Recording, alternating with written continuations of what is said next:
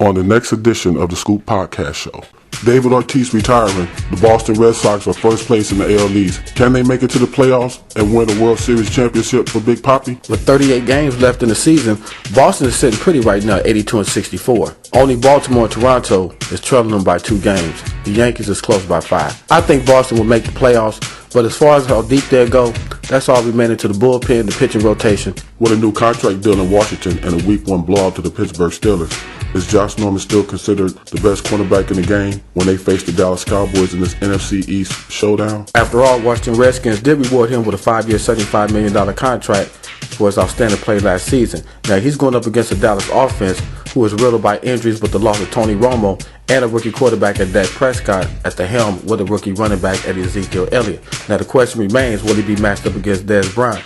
Because both these teams, after all, we have to be reminded of that they are at the bottom of the cellar looking up who will win this game. That's what makes it so important, because with a victory, one will get out the cellar and one will stay in for week 2. With the NBA season right around the corner, NBA players are already supporting Colin Kaepernick's decision not to honor the national anthem.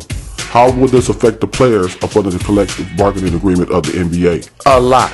A whole lot, due to the fact that up under the collective bargaining agreement of the NBA, part of the rule is that they have to stand and they have to honor the flag and the national anthem.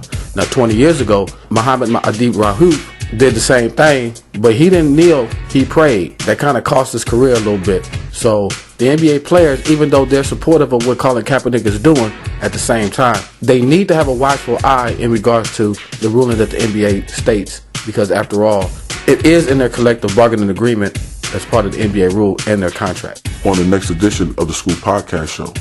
To catch the Scoop Podcast Show each and every day, go to the show's Facebook page at facebook.com/The Scoop Talk Show, in association with and brought to you by KSC Entertainment, LLC.